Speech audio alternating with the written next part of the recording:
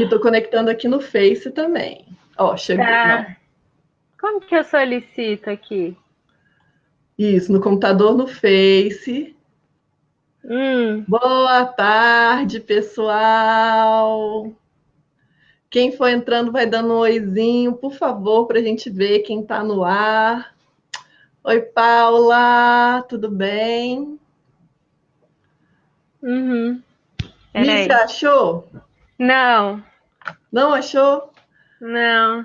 Onde que Tem, tá? ó, aí na live tem um botãozinho para você apertar para você solicitar para participar. Oi, Xande. Oi, Bruno, Darlene. Boa tarde, pessoal. Tem. Hum. Tem duas carinhas.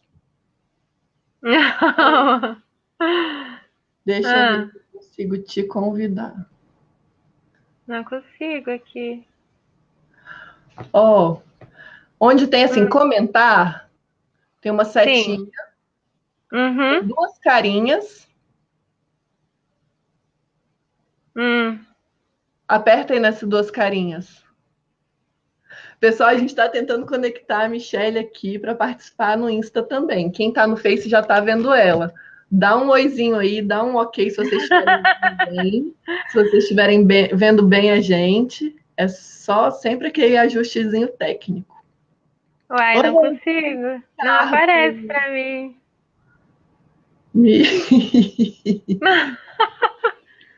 Uai, onde? Tenta Não. sair e entrar de novo, Mi. Hum. Deixa eu ver. Instagram. Ricardo, não, é só. É, não tá aparecendo. Deixa eu ver. Oi, Carla. Oi. Mariana, tudo bem? Oi. Comentar, publicar. Ó, a Mi vai participar, a nossa convidada de hoje. Deixa eu ir apresentando. Vou me apresentar enquanto você tenta aí, Mi, Tá. tá? Pessoal, para quem não me conhece ainda, acho que quase todo mundo aqui já é bem conhecido, mas para quem não me conhece ainda, meu nome é Helena Malnati. Eu sou cirurgiã, especialista em cirurgia bariátrica, cirurgia para perda de peso, tá? Eu sou de Brasília e hoje eu trouxe uma convidada super especial, que é a Michele, que está falando com a gente direto de Paris. A Michele, gente, ela é psicóloga bariátrica e coaching de emagrecimento, tá? Ela vai se apresentar melhor, vai falar aí do doutorado, mestrado. Ela está lá em Paris estudando mais um pouco, porque ela não cansa de estudar, tá? E ela está tentando entrar aqui ao vivo no Insta, mas a gente está com um probleminha Não, técnico. não tô Então, conseguindo. quem Mas tiver eu vou. aí, É. isso. Quem tiver aqui no Insta, entra lá no Face. Se vocês colocarem lá no meu perfil, tem um link para o Face. Vocês clicam lá, então, porque vocês já estão acostumados comigo, vocês sabem que nem sempre aqui eu sou a melhor nas tecnologias, Nem eu. tá? Oi, Alice, é a melhor psicóloga, Ah, né? Ela é uma linda, uma fofa mesmo. meu Então, Deus. pessoal, vamos lá para o Vamos Face, lá. para vocês conseguirem Vamos. aproveitar Tá, ao máximo, tá tá bom? bom. Uhum. Mi, se apresenta aí então um pouquinho para gente. Claro. Fala um pouquinho da Esse, sua motivação, do seu uhum. trabalho aí de Paris, o que que você está fazendo aí? Primeiro, obrigada pelo convite, né? Essa ideia de fazer live é muito legal, porque as pessoas podem interagir, perguntar, conhecer melhor o trabalho que a gente faz. Eu sou Michele Birk, eu sou psicóloga, eu trabalho com saúde desde 2006 e com bariátrica desde mais ou menos 6 anos, né? Que eu trabalhei em Brasília. Esse ano eu mudei para cá, para Paris, e hoje eu faço atendimentos online. Aí eu fiz uma especialização em coach de emagrecimento, eu fiz um doutorado em saúde com pessoas que fizeram a bariátrica e reganharam peso, né? Então, é uma área que você conhece bem, que precisa de gente que entenda melhor. E hoje eu tento aliar assim, o que eu tive do doutorado com o coach, assim, porque o trabalho é online, ele é um pouco diferente, né? E ele é muito vantajoso para quem às vezes não tem tempo para sair de casa, enfim. Mas nesse sentido a gente está aqui para ajudar, né? Eu realmente não sei conectar, no Instagram, mas vamos pelo Face. Várias pessoas colocaram aqui, Mi, várias pessoas conseguiram. É? Aparece uma solicitação para enviar, para participar do seu vídeo ao vivo. Pois é, tô no meu celular aqui, não tá aparecendo. Engraçado, realmente não tá, não é. Deixa eu aumentar aqui. Mas vamos lá. Aqui o volume, eu vou aumentar aqui um pouquinho. Para mim tá bom, eu tô com um microfone. Então, para mim tá beleza. Pessoal, como é que tá aí? O volume tá bom para todo mundo? Convite. Será que tem que ser no computador mesmo? Não, é no Insta mesmo, é no celular. Não aparece essa mensagem. Dá um clique assim, em qualquer lugar da tela. Aqui. Não. Gente, alguém tem uma dica de como faz para fazer essa solicitação? De como ela solicita? Rosi. Deixa eu ver aqui. Ó.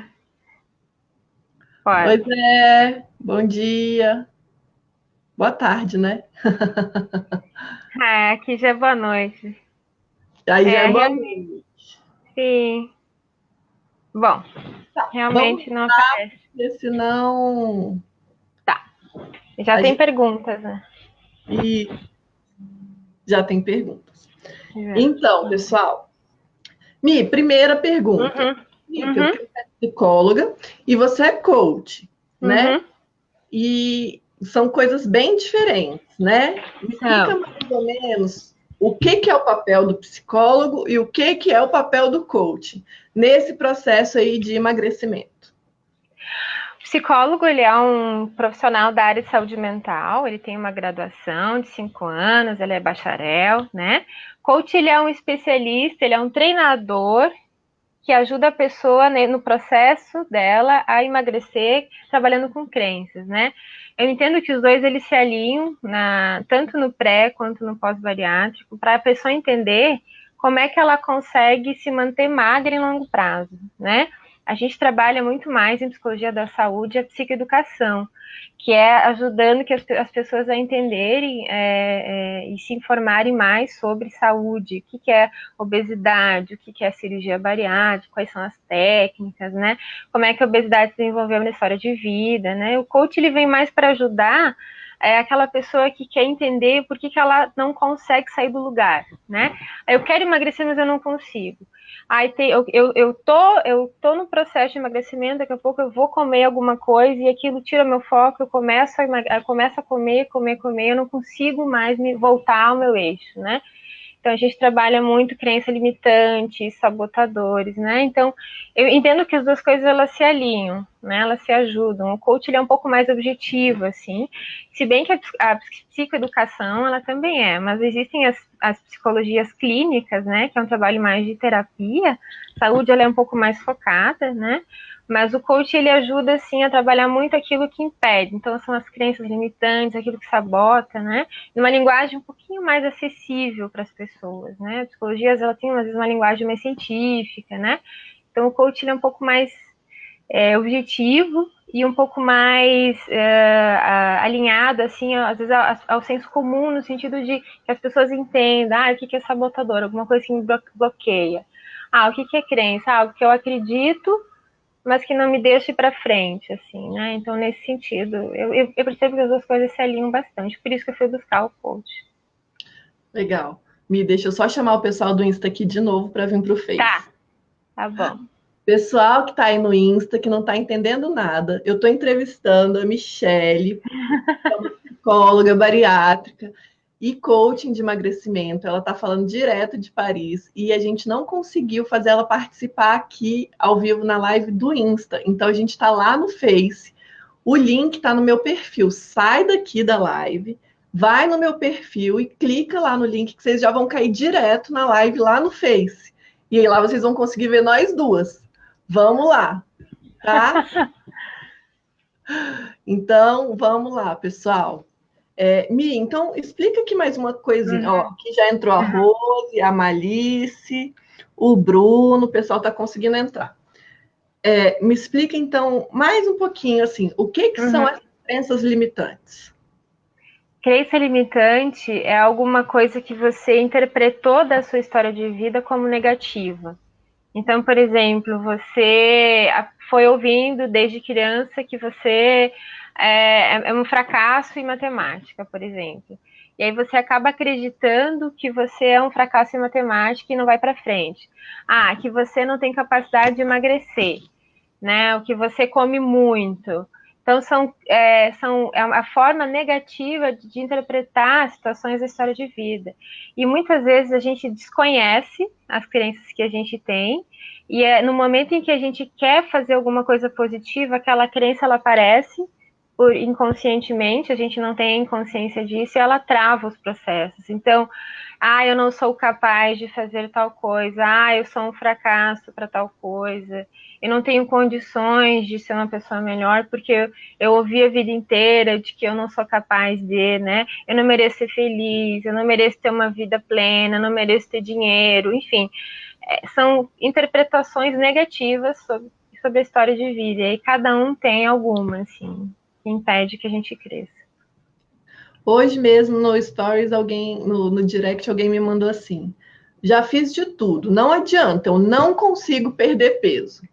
Seria por aí? Seria essa Sim, afirmação da sim. incapacidade.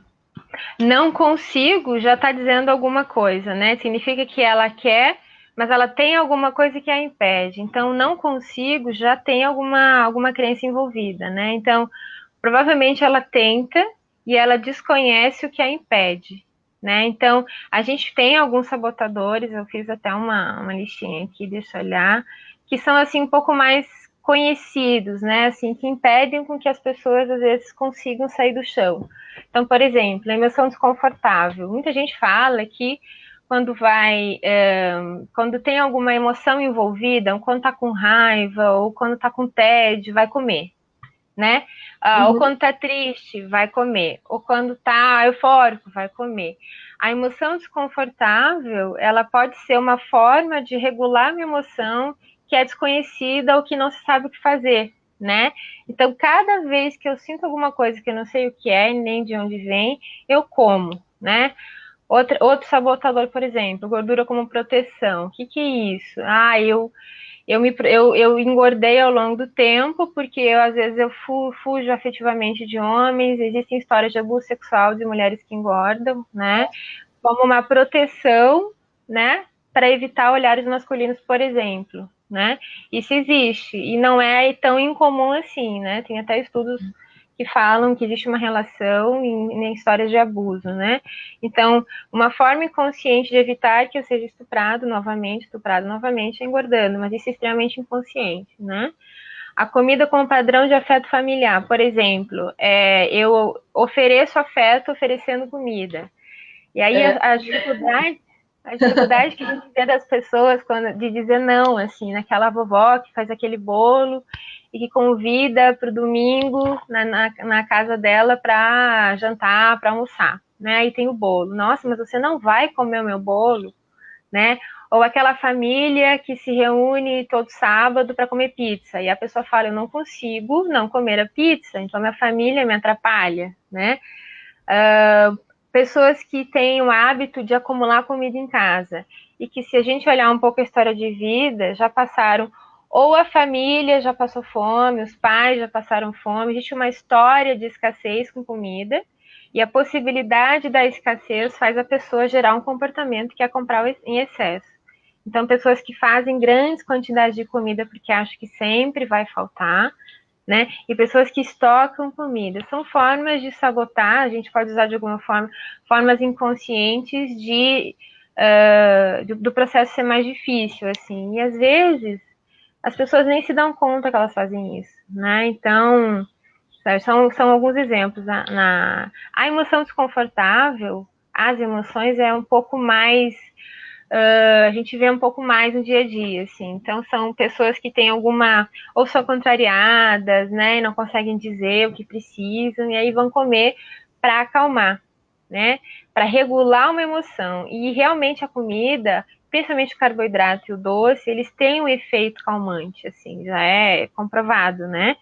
Então, tem um efeito calmante. E esse efeito calmante, ele é usado assim, pela comida, e não, por exemplo, o que está acontecendo comigo, né? O que eu estou sentindo?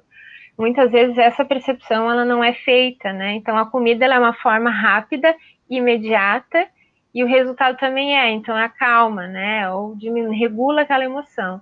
O que acontece depois é que aquele sentimento, ele não é visto, ele não é trabalhado, e ele volta, né? E aí a pessoa pode se arrepender do que ela fez, ela sente aquilo de novo, vai comer de novo, e é o ciclo vicioso, assim, né? Então, entender também o que aquela emoção quer dizer é sair do ciclo, né? E aí tem umas técnicas dentro do coach que ele ajuda você a pensar antes de fazer, né? É usar assim, pensar, não, peraí, o que eu tô sentindo, né? Porque o ato, ele é muito imediato, ele é muito imediato, assim. Então, ajudar a pessoa a pensar no que ela está fazendo, sair mais da emoção e um pouco mais para a razão também. Isso é uma aprendizagem. Essa técnica, como é que é? Dá para você explicar para gente? Ou ela Por exemplo, é um trabalho que cada um, no seu momento em que come e não planejou, a gente vai trabalhar. Então, por exemplo, uma pessoa que me relata, ontem eu fui numa festa, não dei conta, comi muito mais do que eu imaginava, né? Então, daí eu peço para a pessoa relatar como é que foi, como é que estava a festa, né? O que ela estava sentindo na festa, o que tinha na festa que ela gostou muito, a pessoa, pode ser uma mulher, tá? Quis comer. E aí aí eu pergunto para a pessoa, antes de comer, o que você estava sentindo? Eu estava meio entediada, eu não sei, não faço ideia. Então pensa um pouquinho, né? O que você pensou? Se eu não comer agora, depois não vai mais ter. Ou, é só mais um, né? O que você está querendo dizer com isso? Então a gente começa a investigar, assim, o que a pessoa está se inventando de desculpas para ela, né? E ela começa a se dar conta, meu Deus, olha o que eu fiz, né? E ela nem sabia que fazia isso. Então, é de começar a entender que ela repete isso na vida dela. E a partir do momento que ela percebe que ela repete, quando ela vai de novo numa situação em que ela acha que ela não vai ter controle, como é que ela está pensando e sentindo? E aí umas dicas assim comportamentais, sai, vai dar uma volta, bebe água, vai conversar com alguém, né? São estratégias mais de comportamento. Mas é importante que ela perceba o que ela está pensando também. É só mais um pouquinho. Mas é só um pedaço. Igual eu tô aqui. Amanhã é domingo, sei lá. Amanhã eu penso que eu vou fazer, né? O que é isso, né? Então que a pessoa vai identificando o que ela está pensando e criar umas estratégias de comportamento, assim, para ela dar uma distraída, sabe? Para sair desse ciclo, né? E aí cada pessoa vai descobrindo as suas formas. A gente pode até dar umas ideias, assim, né? Olha, dá uma volta, toma um ar, sai, dá uma volta, pensa. Aí quando a pessoa geralmente pensa, não, eu não preciso disso, né? E aí o não precisar e o não fazer é um barato enorme, porque ela consegue se dar conta de que ela se dá conta de que ela consegue. E ela consegue hoje, aí amanhã ela também consegue, aí no dia ela não consegue, no dia seguinte ela consegue de novo, né? E ela vai aprendendo a pensar, basicamente. Muito legal, Michele. Então, É. e aí, uma das perguntas que a gente recebeu lá no Insta foi assim: como cada um identificar os seus próprios sabotadores? Uhum. Primeiro que geralmente você tem mais de um, né? E que você não conhece, e que eles começam a aparecer quando existe algum conflito. Então, por exemplo, eu tô emagrecendo, daqui a pouco eu me vi comendo, emagrecendo, tô legal, e daqui a pouco eu me vi comendo um doce, eu nem parei para pensar, né? Neste momento, se a pessoa percebe que ela fez de uma forma automática, né? Provavelmente ela tá falando de um hábito, e provavelmente quando ela se arrepende, existe algum conflito. Eu quero, mas eu não posso, né? Ou eu devo, eu não devo, mas eu comi, né? E aí a gente começa assim, mas que conflito é esse de eu quero, mas eu não posso. O que você não pode? O que você quer?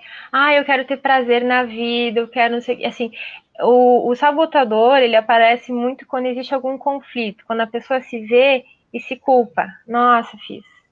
Ai, mas eu não entendo, eu não consigo, eu não vou conseguir, né? Então ela quer, mas ela acha que não vai conseguir, conflita, né? Então, identificar sabotador, geralmente a gente precisa de ajuda de uma outra pessoa, que vai fazendo as perguntas certas, assim, para que a pessoa vá percebendo o que ela está fazendo. Que é muito difícil a gente se analisar, né, o tempo todo. Você pode até, por exemplo, uma dica, né, às vezes escrever o que você está sentindo, aquilo que você fez, o que eu estava sentindo, o que eu pensei quando eu estava comendo, o que eu pensei antes de comer e eu nem me dei conta. Ah, só um pedaço. Ah, amanhã se faz exercício e se perde, né?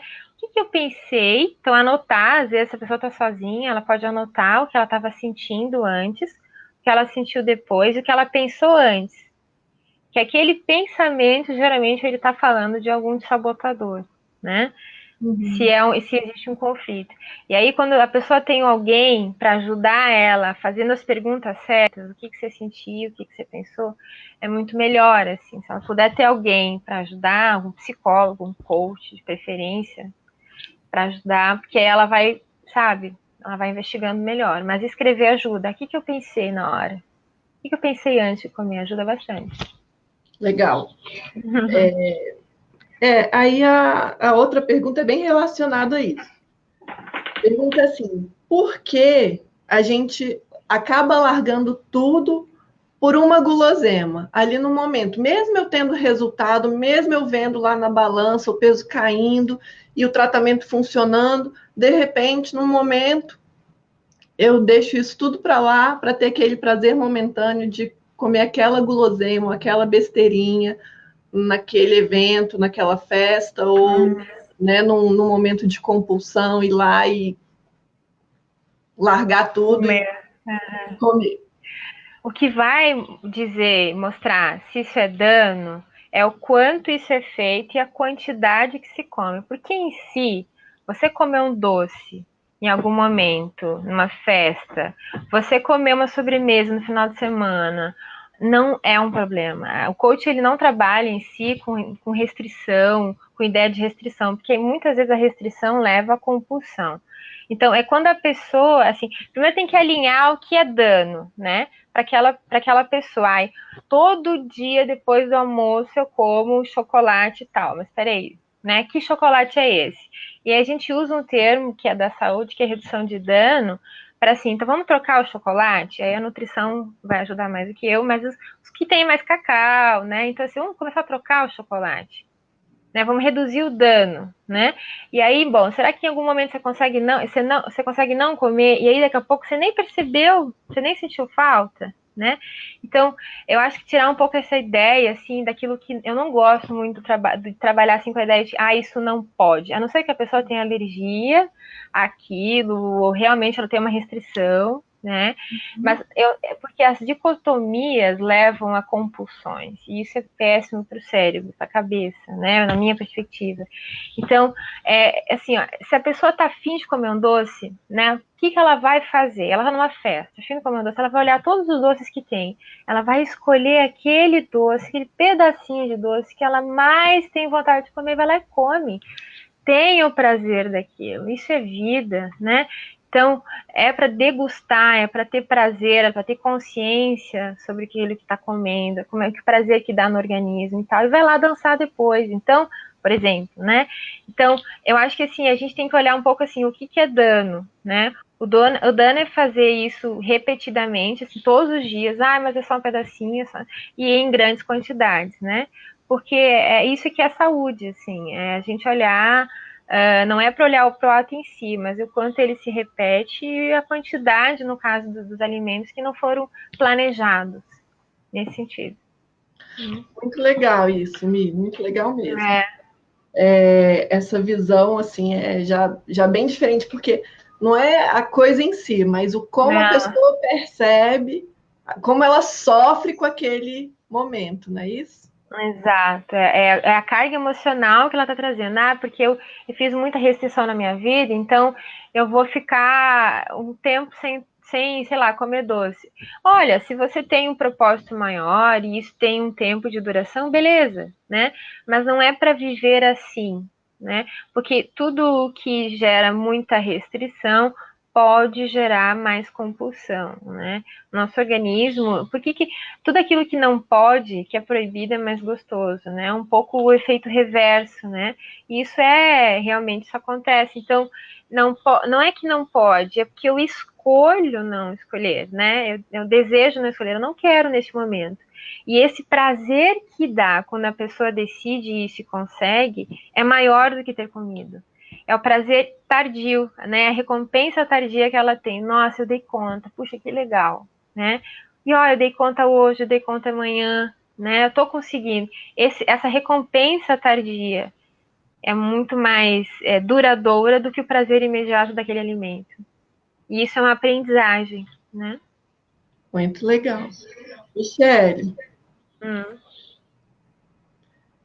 aí uma outra pergunta muito interessante. Como dividir, como balancear a necessidade de emagrecer com a cobrança das outras pessoas? Pois é. Deixa eu alinhar a psicologia com o coach. Porque assim, ó, na saúde, a gente fala assim, ó, que o apoio social ele é muito importante para todo tipo de tratamento, né? E obesidade é um tratamento, né, para o resto da vida. Então, emagrecer com bariátrica, sem bariátrica, assim, é um cuidado para o resto da vida, porque obesidade é uma condição crônica, você sabe melhor do que eu, né, doutora? É cirurgiã, né? Então sabe muito melhor que eu. Mas nesse sentido, assim, o que a gente fala em saúde, o apoio social é importante. Quando as pessoas com as quais a gente convive têm muito mais opiniões sobre o que nós temos sobre nós, é que está desbalanceado, assim. Então, assim, o que eu acho que deveria ser, assim? Como é que eu acho que eu deveria me comportar, ser minha vida? Que peso eu acho bom para mim? Que medidas que eu acho que deveria ter? Sei lá, né? Quanto mais alinhado estiver, melhor. Mas o coach, ele vai um pouco mais para o que a pessoa quer, né? O que você quer? O que você deseja? O que você espera do seu tratamento? Né? Mas a gente tem que olhar um pouco para a psicologia da saúde, que diz assim, ó, o apoio social ele pode te ajudar muito, mas você é responsável pelo seu comportamento, por gerenciar a sua vida. Então, se a família come pizza todo sábado à noite, não é culpar a família que vai ajudar você no seu processo de desenvolvimento. O que você faz com isso? Você come um pedaço e tá tudo bem? Né? Você vai lá e briga com a família, você sai de casa, você come 5 pedaços de pizza, como é que você vai gerenciar? Então, quanto mais alinhado, melhor. Mas existem, por exemplo, famílias que às vezes têm uma expectativa diferente do que a pessoa tem por ela, né?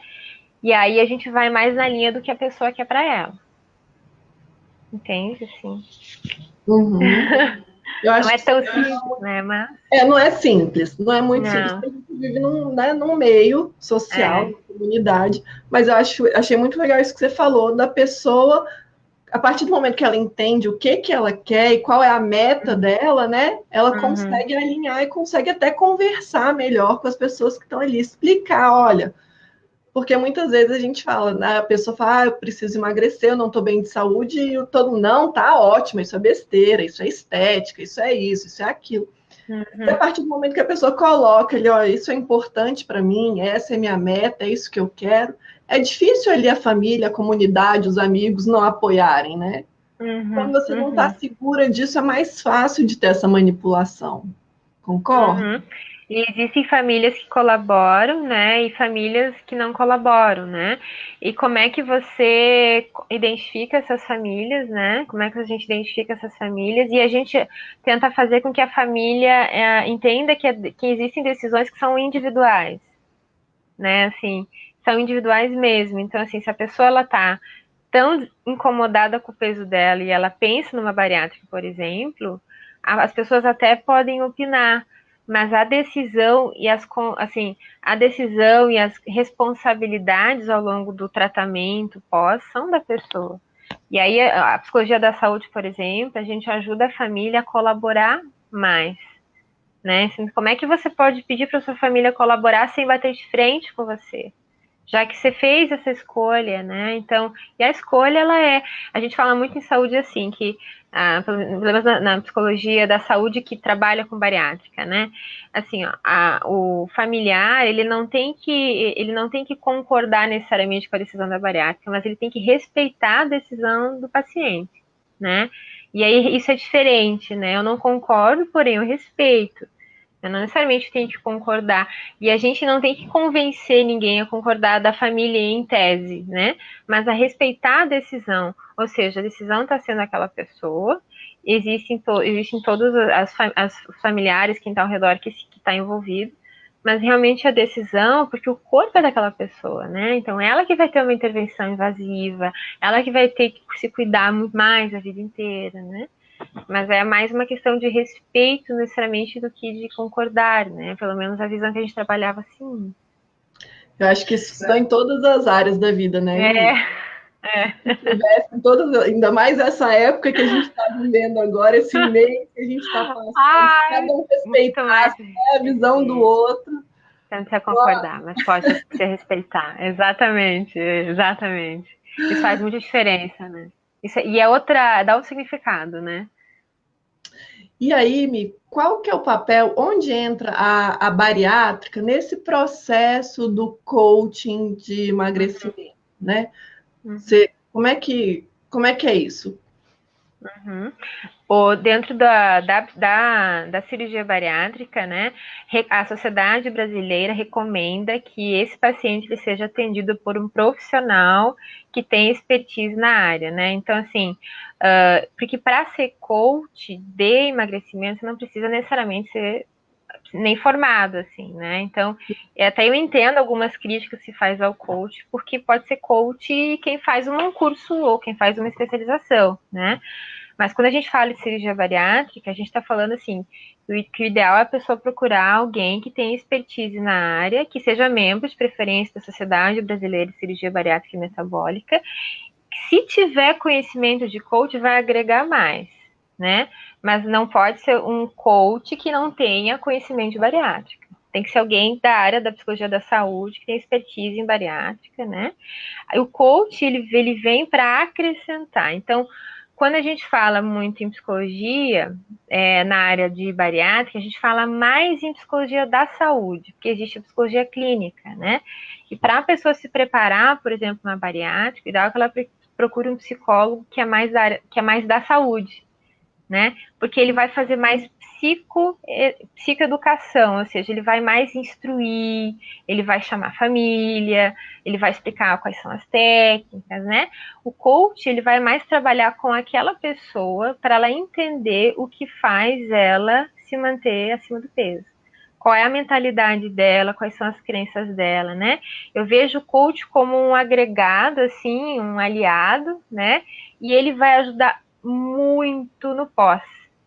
Porque o que a gente sabe, né, é que no pós a taxa de adesão ao tratamento ela é menor, né, ela é baixa ainda, pelo menos para a psicologia, em geral os pacientes eles não voltam como poderiam voltar, e o coach ele vai ajudar nessa manutenção de peso, para entender assim, como é que eu me relaciono com a comida, onde que eu me saboto, né?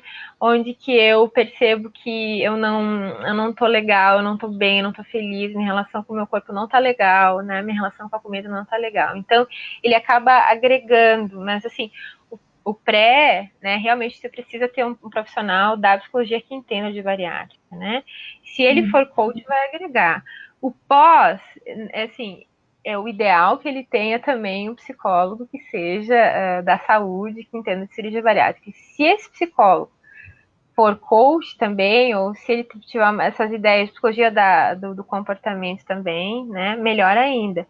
Mas assim, se a pessoa está acompanhando lá com a equipe dela, tem o psicólogo dela na equipe, ela também pode procurar um coach, né, de emagrecimento para trabalhar só essas questões. né, de mentalidade, de crença limitante, sabotador, para ela ver onde é que ela está, né, é mais um trabalho mais objetivo, mais focado, mas que ela mantenha o acompanhamento com a equipe, na minha perspectiva. Ou acompanha com você, né, Miki? É tudo. Já vi as duas coisas em um. Mi, vamos ver as perguntas, então? Vamos. Tenho aqui também. Então vê aí o que te perguntaram aí.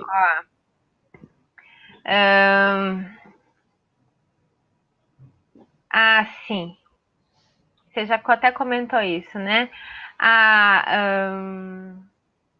Eu falei um pouquinho qual é a diferença de psicólogo e coach. Já comentei, né? Comentou. Que o coach ele é mais um treinador, né? Nesse processo de desenvolvimento. Eu vi gente perguntando no Instagram. Deixa eu olhar aqui. Ver se eu acho aqui. Peraí. Que essas perguntas que a gente já fez já. Aqui eu vou te falar, ó. Não. O Carriel falou que fez a cirurgia há 1 ano e que está muito feliz, mas não perguntou nada. Muito bom. Ninguém tem dúvida. Ele perguntou aqui. Ele falou, mas escuto o tempo todo as pessoas dizendo, mas vai engordar.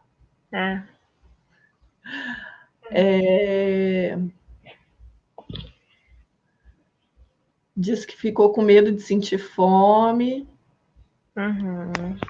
Vamos ver aqui. Eu tenho uma coisa para falar enquanto você acha. Então tá. Que é assim, ó, que eu vejo assim que o trabalho com, no caso do o pós-bariátrico, ou mesmo quem está se preparando para uma cirurgia bariátrica, ele precisa trabalhar 3 áreas da vida dele com o psicólogo. Primeiro, olhar para essa função do alimento na vida dele, né? Então, prestar atenção se ele regula a emoção, a gente usa esse verbo mesmo, né? Regular a emoção na comida. Eu percebo que quando eu tô triste eu como mais doce. Eu percebo que quando eu tô contrariado, eu como mais carboidrato. Eu percebo quando eu tô com algum estresse novo na minha vida, eu como mais doce / carboidrato, né? Eu percebo que eu uso o alimento para me recompensar. Nossa, hoje eu tive um dia difícil, eu mereço comer, né? A gente ouve muito isso no dia a dia, essa questão de usar o alimento como recompensa. Então, uma questão é entender a função do alimento na vida, ou as funções. A outra questão, importantíssima, é olhar um pouco para o mundo e o ambiente em que a pessoa vive. Então, quem é a família, quem é que compra as coisas para se alimentar, quem vai ao mercado, onde é que a pessoa almoça, como é que é a janta dela, né? Que tipos de comida ela faz em casa, ela come fora, como é que é o final de semana dela, as interações sociais que ela tem, como é que elas envolvem comida, né? E se ela está tendo algum tipo de estresse, por exemplo, no casamento, na vida social que ela tenha, porque isso indica que ela pode usar a comida de uma forma inadequada, né? E outros estressores, ela perdeu alguém recentemente, né? Tem morte na família, por exemplo, e aí existem histórias de pessoas que engordam após perdas, né? De familiares, por exemplo, término de relacionamento, né? Então, função do alimento, indicadores socioculturais que a gente chama, e tem um outro termo que é assim, que tem a ver mais com com os sabotadores, né? Então, que a gente chama de sugestionabilidade. O que é isso? É o quanto eu entendo que na minha vida, eu falhei por eu ser obeso, né? Ou eu não consegui ser bem sucedido porque eu engordei. E o quanto o peso, ele tem um peso na vida da pessoa, né? Então, o quanto a pessoa ela internalizou que ela é um fracasso. O quanto a pessoa internalizou que ela precisa muito da cirurgia bariátrica para conquistar tudo na vida, o que não é verdade. A cirurgia bariátrica, ela vem nesse... Eu entendo a bariátrica como uma etapa do processo de emagrecimento, né? Assim, então, ela não vai salvar a pessoa, por exemplo, ela não vai trazer tudo, às vezes, o que a pessoa imagina, né? Mas ela, sim, é uma etapa. Muitas vezes ela realmente, as pessoas super obesas, né, doutora, assim, ela tira a pessoa do risco de morte iminente, assim, né? Então ela realmente só tem risco de morte bariátrica. Vamos trabalhando junto tudo que envolve, mas assim, eu acho que aí é uma questão diferente com pessoas super obesas, né? Por exemplo, com indicadores de saúde péssimos, né? Mas se não é o caso, assim, ó, da pessoa ter em vista, assim, que ela vai precisar trabalhar isso. E eu acredito, assim, como um ato, assim, um ato de grande coragem, porque quando você sai da sua zona de conforto, né, assim, você entra num processo que você desconhece até onde ele vai chegar. Ah, eu sempre fui assim, eu já tô há anos assim, com esse peso. Para eu sair desse lugar, com certeza eu vou sair da minha zona de conforto. E é um ato de coragem sair da zona de conforto. Seja pensando em cirurgia bariátrica, fazendo cirurgia bariátrica, procurando esse processo de emagrecer. E aí ele exige uma manutenção pro resto da vida, porque a obesidade ela é uma condição crônica, né? Então, função do alimento na vida, indicadores socioculturais e o que a gente chama de sugestionabilidade. O quanto eu acho, eu acredito, pelas minhas crenças, que eu sou o que eu sou, né? Ou um fracasso, ou uma falha moral, né? Ou quantas pessoas me oprimem pelo meu peso. E como é que eu consigo transformar isso numa coisa boa, né? Porque o emagrecimento, muitas vezes, ele também traz o outro lado. Então, por exemplo, mulheres, né? As mulheres começam a chamar mais atenção, às vezes se incomoda, né? Os homens começam a olhar mais, isso pode incomodar. As pessoas começam a dizer, ah, você tá mais magra, nossa, não pode comer esse doce, se incomoda pra caramba, né? Então, esses 3 pontos, assim, eu vejo que são pontos que precisa olhar, precisa... Então, por isso, o psicólogo envolvido com saúde, né, que tem essa ideia de comportamento, de crenças, ele consegue, vamos dizer assim, abarcar mais as três áreas, né? Eu tô falando um pouco da minha tese também, que eu defendi, que fala disso, né?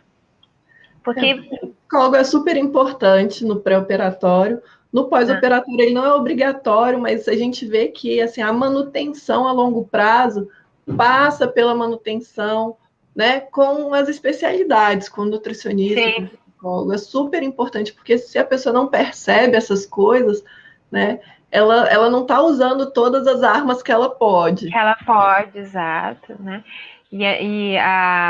Essa questão, assim, por exemplo, da cirurgia, vai sempre ter na cabeça da pessoa a expectativa de que ela é um sucesso quando ela emagreceu, né? E será que a cirurgia pode falhar se eu engordar, né? Essa coisa, eu sou um sucesso, será que pode falhar? Será que pode dar errado? Será que eu posso reganhar peso, recidir no meu peso, né?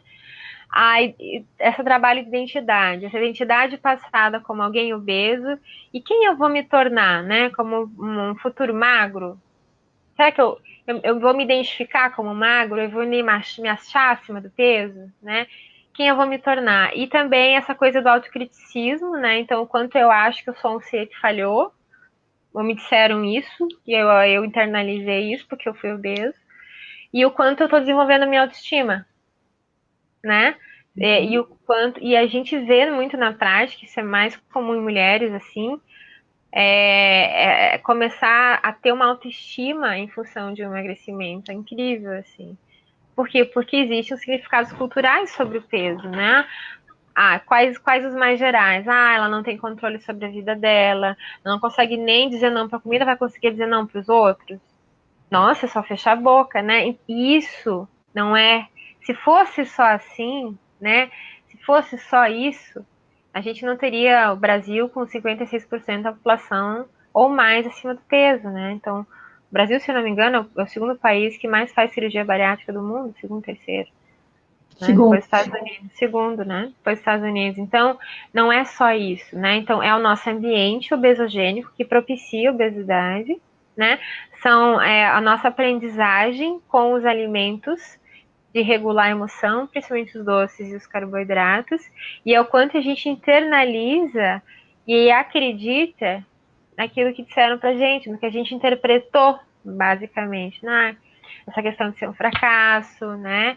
De não conseguir ter êxito na vida, ou de não conseguir, enfim, de achar que não é capaz. E isso dá pra mudar muito, assim, muito, porque é o que a gente interpreta, né? A Rose perguntou assim: se é recomendado bariátrica em pessoas com fome emocional? Uhum. Quem não tem fome emocional, levanta a mão, vou baixar a mão aqui. Todo mundo tem momentos em que a gente come com emoção. Talvez o que ela está falando seja se a cirurgia é indicada com pessoas que têm compulsão alimentar. Não, não existe contraindicação para quem tem compulsão alimentar. Inclusive, a cirurgia ela tende a ajudar nesse processo, né? Mas aí tem que ter um acompanhamento, né? Agora, fome emocional é justamente isso, assim, é usar o alimento para regular a emoção. Todos nós temos em algum certo nível. Vamos pensar que na pessoa obesa, isso é muito mais aguçado, né? Muito mais forte, né? Muito mais intenso. Mas comer assim porque acha um alimento cheiroso, saboroso, acha ele bonito, porque tá um docinho para adoçar a vida, né? Faz parte. O que vai fazer isso ser danoso, de novo, né? É o quanto a gente faz isso na vida, com que intensidade e o quanto a gente interpreta que isso é ruim, né? Então, fome emocional é muito mais de uma questão de, vamos dizer assim, de intensidade de fome emocional do que de fato de ter fome emocional. Rose, mas assim, em relação à indicação de cirurgia, tá? Não é uma indicação fazer a cirurgia em pessoas que têm fome emocional. A cirurgia ela tem as indicações bem estabelecidas, de acordo com o IMC, de acordo com a presença ou não de comorbidades, tá bom? Então, a cirurgia não vai tratar essa fome emocional diretamente, né, Vi? Mas Não. ela vai ajudar aí com todos esses processos, né? Vai mudar, vai melhorar aí toda a relação do metabolismo, né? Da sua resposta hormonal à fome, né? Ela vai mexer com a fome orgânica. A emocional você tem que trabalhar com nossos colegas psicólogos. Não é isso, Mi? Com certeza. Até um pouquinho assim, a gente entrar nesse assunto assim, ó, esse medo muitas vezes que as pessoas têm quando elas buscam um psicólogo no pré-operatório. Ai, será que eu digo que eu sinto isso? Será que eu conto que eu passei por isso? Será que eu conto que eu comi? Tanto para o psicólogo quanto para o nutricionista, né? Com medo de que haja uma contraindicação por causa daquilo que foi dito. Bom, né? Os bons psicólogos, os bons nutricionistas não fazem assim. Não é assim que a gente faz um preparo pré-operatório. A gente fala muito mais de preparo pré-operatório do que de avaliação pré-operatória, né? Quanto mais a pessoa trouxer dados de como ela funciona, mais a gente consegue ajudar ela a sair desse lugar, né? Porque a ideia do profissional é apoiar aquele paciente. E quanto mais preparado ele tiver, mais a gente vê bons frutos depois, né? Porque ele está consciente. Então, se tem uma hora em que você pode dizer tudo que você precisa dizer, é no pré-operatório. Se porventura aquele profissional não sabe ouvir, troca de profissional. Né? Se ele não sabe ouvir, se ele não sabe avaliar, se ele não sabe compreender que é isso que tem que ser feito, né? Tem assim que precisa ser dito realmente como eu funciono e tal, como as pessoas funcionam, enfim, troca de profissional, procura um melhor, né? Porque é a hora de você confiar naquela pessoa, ela tá para te ajudar. Você não trabalhava com isso, né? É isso mesmo. E eu acho que está acabando o nosso tempo. Eu queria agradecer muito sua presença, foi muito legal. Queria pedir desculpa ao pessoal do Insta que a gente não viu, mas a gente tenta uma outra vez de novo. E eu espero poder contar com você aqui outras vezes. A interação foi muito gostosa. Pessoal, quem tiver ainda alguma dúvida, vai colocando aí nos comentários, que a gente também vai respondendo, né, Mi? A gente Com certeza. feed, a gente vai respondendo. Se tiver mais alguma dúvida, a gente prepara um videozinho para responder. Com certeza. Tá? Conta sempre comigo. Adorei, adorei. Na verdade, eu que não soube entrar no Instagram, vou aprender. Mas eu tô à disposição. Se tiver algum momento que a gente quiser voltar, eu tô à disposição. Assim. É muito bom saber que eu tô contigo, assim, sabe, doutora? Sabendo como que você é humana, como que você tem essa visão, assim, que a gente dá graças a Deus que existem profissionais médicos, assim, sabe? Isso, o paciente só ganha com isso. Obrigada, amiga. Pessoal. E aí, vocês gostaram? Dá um oizinho, dá uns coraçõezinhos aí para Michelle. assim, os corações subindo pela tela. Eu peço para todo mundo, agradeço muito, tá? Eu que agradeço. Quem não conseguiu entrar, quem não conseguiu ver no Insta, tá lá no Face, vai ficar gravado, e aí no Face é bom por isso, que a gente consegue gravar. Assim que eu conseguir editar também, a gente baixa para o YouTube e aí fica tudo lá. Tá bom? Obrigada, Mi. Obrigada, Tânia Helena. Um beijo. Conta comigo. Tchau, tchau, pessoal. Boa Tchau. tarde. Vou encerrar aqui, Encerrar.